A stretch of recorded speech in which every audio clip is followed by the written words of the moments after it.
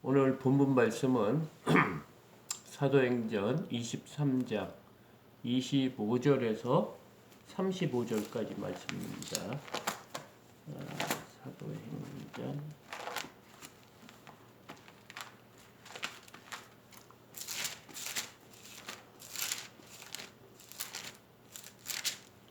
23장 25절에서 35절까지 말씀 제가 공독하겠습니다. 또 이 아래와 같이 편지하니 일렀으되 글라우디오 루시아는 총독 벨릭스 각하에 문안하나이다. 이 사람이 유대인들에게 잡혀 죽게 된 것을 내가 로마 사람인 줄 들어 알고 군대를 거느리고 가서 구원하였다가 유대인들이 무슨 일로 그를 고발하는지 알고자 하여 그들의 공회로 데리고 내려갔더니 고발하는 것이 그들의 율법 문제에 관한 것뿐이요 한 가지도 죽이거나 결박할 사유가 없음을 발견한 나이다. 그러나 이 사람을 해하려는 관계가 있다고 누가 내게 알려주기로 곧 당신께로 보내며 곧 고발하는 사람들도 당신 앞에서 그에 대하여 말하라 하였나이다 하였더라. 보병이 명을 받은 대로 밤에 바울을 데리고 안디바드리에 이르러 이튿날 기병으로 바울을 호송하게 하고 영내로 돌아가니라. 그들이 가이사랴에 들어가서 편지를 총독에게 드리고 바울을 그 앞에 세우니 총독이 읽고 바울을 더러 이는 어느 영지 사람이냐 물어 길리기아 사람인 줄 알고 이르되 너를 고발하는 사람들이 오거든 내 말을 들으리라 하고 헤롯 궁에 그를 지키라 명하니라. 아멘.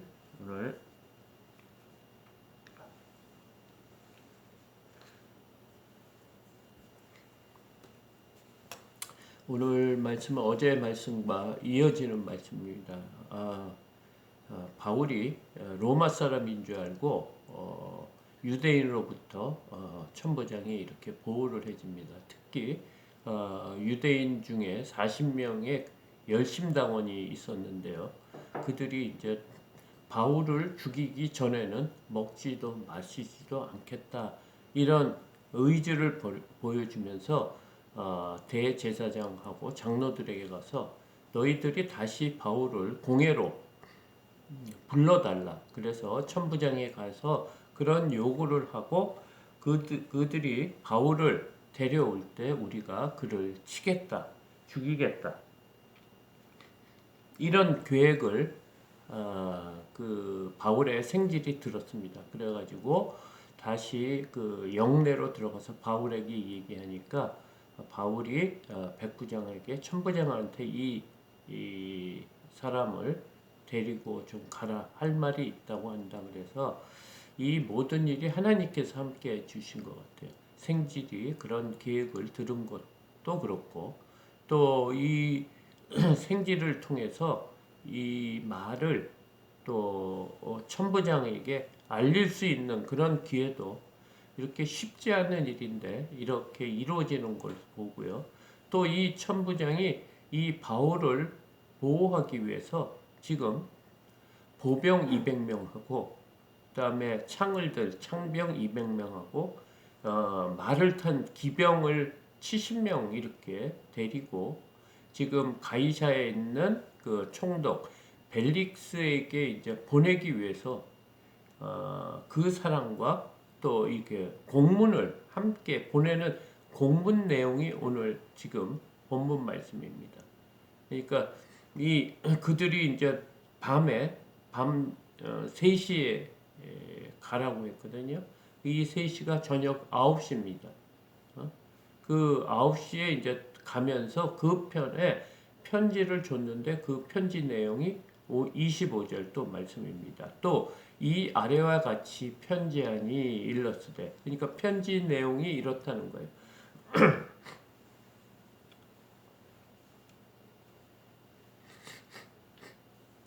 글라우디오 루시아는 그러니까 그 천부장 이름입니다. 천부장 글라우디오 루시아는 총독 벨릭스 각하의 문안 하나이다 하면서 이제 편지가 이제 문안 편지로 시작합니다. 그러니까 발신자하고 수신자를 이렇게 쓰는 그런 그 편지 형식이죠. 이 사람이 유대인들에게 잡혀 죽게 된 것을 내가 로마 사람인 줄 들어 알고 군대를 거느리고 가서 하였다가 유대인들이 무슨 일로 그를 고발하는지 알고자 하여 그들의 공회로 데리고 내려갔더니, 그러니까 지금 지금 바울을 보내면서 이 사람에 대해서 이제 얘기를 하는 건데, 이 사람이 유대인에 의해서 잡혀서 죽게 됐다고요. 근데 이 사람은 로마 사람인 줄 알고 자신이 군대를 거느리고 가서 구원하였다고 합니다. 왜냐하면 지금 벨릭스 총독이 다 로마에 의해서 온 총독이잖아요. 그러니까 자신들이 지금 글라우디오 루시아는 이 로마인이 어떻게 됐냐면 돈으로 샀다고 했거든요. 그러니까 사실은 자신이 이제 로마 사람을 이렇게 보호했다 이런 식으로 자신의 그 한 일에 대해서 이렇게 드러내고 지금 있는 겁니다. 군대까지 데리고 가서 그를 구출했다 지금 이 얘기를 하면서 유대인들이 무슨 일로 그를 고발하는지 알고자 하여 그들의 공회로 데리고 내려갔다 이렇게 합니다. 그래서 다시 이 사람이 왜 유대인의 고발이 당하고 지금 소동이 났는지 다시 알고자 해서 그들의 그 사내들인 공회를 열게 하고 그들에게 데려가서 물어봤다는 거예요. 29절 고발한 것이 그들의 율법 문제에 관한 것뿐이요 한 가지도 죽이거나 결박할 사유가 없음을 발견한나이다. 그러니까 이 사람이 왜 이렇게 잡혀고 고발했는지 그 내용을 알아보니까 그들의 문제라는 거예요. 이스라엘 사람들의 그 전통, 장로들의 전통에 대한 문제이기 때문에 뭐 죽이거나 이를 옥에 가둘 이유가 하나도 없었음을 알았다는 그 말을 하고 있습니다. 그러니까 지금 이 사람을 위해서 로마 시민을 위해서 자신이 최선을 다했다는 거예요. 유대인으로부터 위험에 있는 것을 자기가 보호했다고 지금 얘기하고 있습니다.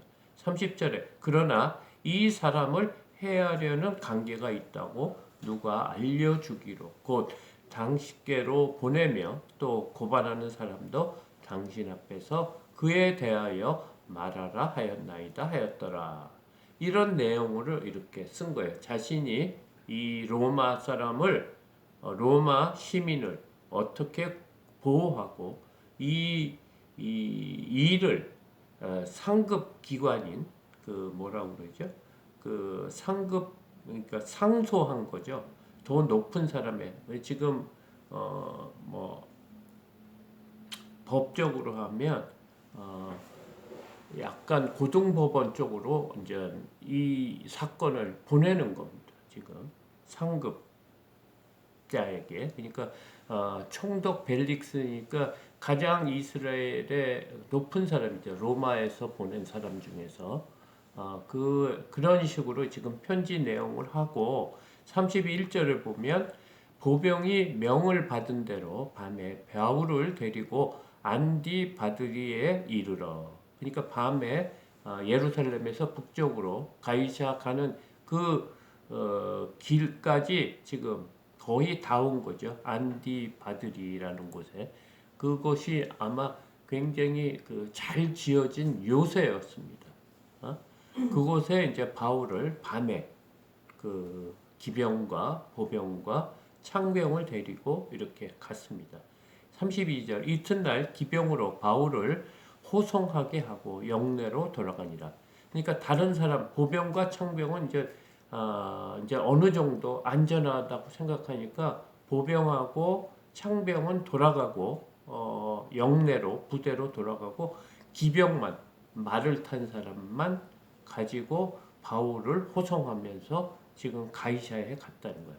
바울도 지금 짐승이라고 했는데 말을 타고 간 것 같습니다. 그 죄인이 원래는 묶여서 걸어가야 되는데 그 바울을 보호하는 입장에서 지금 말을 태우고 지금 가이사야에 갔다는 거예요. 33절을 보니까 그들이 가이사라에 들어가서 편지를 총독에게 드리고 바울을 그 앞에 세우니 그 총독이 읽고 바울더러 어느 영지 사람이냐 물어 길리기아 사람인 줄 알고 이르되 너를 고발하는 사람들이 오거든 내 말을 들으리라 하고 헤롯궁에 그를 지키라 명하니라. 지금 바울을 이제 데리고 이제 벨릭스 앞까지 갔습니다. 그리고 기병하고 또 편지하고 이렇게 총독에게 주니까 그 사람이 이제 그 편지 내용 문서를 쭉 읽고 그러면 고발하는 사람이 오면 내가 너의 변론을 듣겠다 하고 바울을 헤롯궁에 그를 지키라 명하니라. 그러니까 이 헤롯궁이라는 것은 그 총독이 머무른 사저입니다. 관저죠. 그러니까 국무총리 관저 같은 곳에 그곳에 가택연금식으로 그를 보호하고 있다는 거예요. 그러니까 하나님의 그 이제 일꾼이죠, 종이죠. 바울을 하나님께서는 이렇게 보호하면서 복음이 전파될 수 있도록 지금 하나하나 지금 말씀하고 계세요. 오늘 내용을 보면 또 이게 특히 사도행전을 보면 너무 디테일하게 이렇게 상황을 설명하고 있어요. 사실 성경은 조금 뭐라고 그럴까, 우리가 하나님의 백성으로서 어떻게 살아야 되는지 그런 말씀, 뭐라고 그럴까, 어떤 명언집처럼 우리가 보통은 생각하죠. 바르게 살고 하나님의 백성으로 살아야 될 어떤 좋은 이상적인 그 말씀만 이렇게 적힌 게 아니고 우리의 일상을 어떨 때는 이렇게 세세하게 말씀하세요. 어떤 일들이 일어나는 것을 이렇게 정확하게 하나하나 설명하는 이유가 다른 종교들, 특히 불교 같은 경우에는 어떤 법전인가 경전 같은 게 있지 않습니까? 법화경 이런 거 보면 사람이 어떻게 선해지고 착하게 살고 이 도를 잘 닦아서 극락에 가는 그 길을 알려주는 아주 명언집 같은 모음이에요. 그들은 이런 일상에 대한 걸 얘기를 안 하고 있죠. 그런데 우리 성경은 아주 추악한 죄까지, 정말 부끄러운 죄까지 다 얘기하고 또 우리의 삶 속에 깊숙이 아주 세세한 것까지 지금 말씀하고 있다는 것은 뭐냐 하면 이것은 어떤 그 철학적인 어떤 이데올로기를 이루는 어떤 그런 게 아니고 현실이라는 거예요. 우리의 삶 속에 이루어지는 삶이라는 거예요. 우리의 구원에 가는 길. 그냥 이상형의 꿈을 갖고 무엇은 그 사상가로의 어떤 이념을 갖고 살아가는 어떤 이데아적인 어떤 목표도 있지만 구원의 길, 그 다음에 우리가 앞으로 살아갈 수 있는 천국에 대한 소망도 있지만 사실은 이 말씀은 우리의 삶이라는 거예요. 종교하고 삶하고 분리된 게 아니라는 거예요. 우리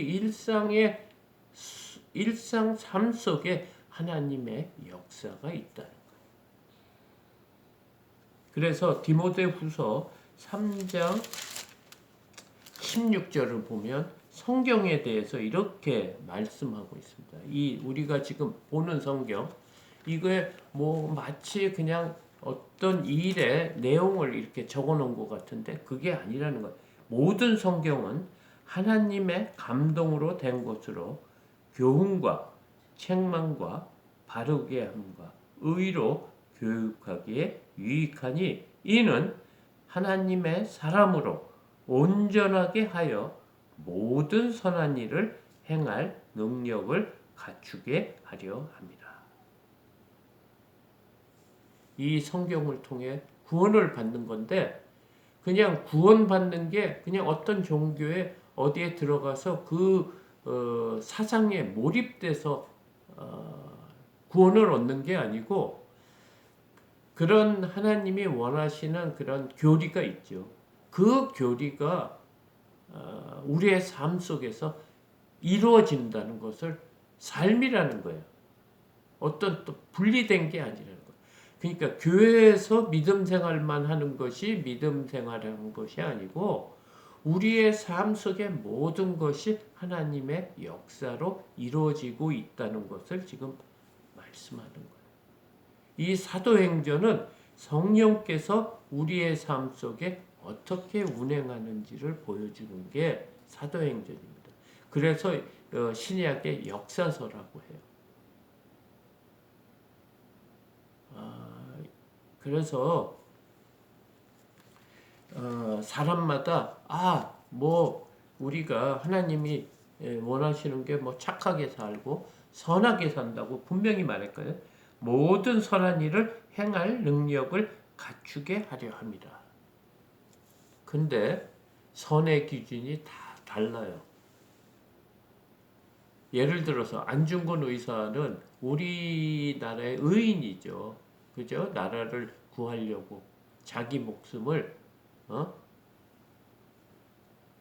다 내놓고 했지만 일본 입장에서는 그 사람이 뭡니까? 악한 자죠. 그렇게 선이 우리 사람마다 정의가 사람마다 저 현실마다 또 나라마다 다 틀리는 거예요. 도요토미 히데요시를 우리가 죽이려고 했죠. 안중근 의사가 죽였죠. 우리가 도요토미 히데요시는 아주 나쁜 악인이죠. 악한 자죠. 그러나 일본 입장에서는 또 그 사람이 영웅일 수도 있어요. 우리 입장에서 안중근 의사가 영웅이죠.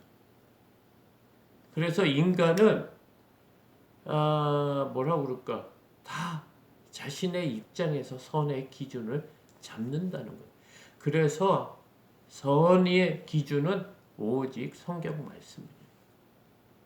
하나님 외에는 선한 분이 없다고 예수님이 말씀하신 것처럼 우리가 성경을 봐야 되는 목적이 뭐냐면 이 내용을 통해서 하나님이 우리와 어떻게 함께 하시는지를 지금 말씀하고 지금 바울은 하나님 말씀, 하나님에 대한 얘기는 안 나오지만 이 모든 것이 배후에서 하나님이 바울을 보호하고 계신다. 하나님의 손에 이끌려 성령에 이끌려 그 천부장을 변화시켜 주시고 오늘 또 벨릭스가 아마 또 변화돼서 바울에 가는 길 하나님의 뜻을 이루기 위해서 로마로 가는 일에 아마 결정적인 일을 할 것입니다. 그래서 바울을 보호하기 위해서 모든 군대들이 그 천부장이 거느리고 있는 사람이 1000명의 부대 중에 470명이니까 반의 군대를 사용해서 지금 바울을 보호하고 지금 가이사라 있는 총독 벨릭스에 지금 보냈다는 거예요.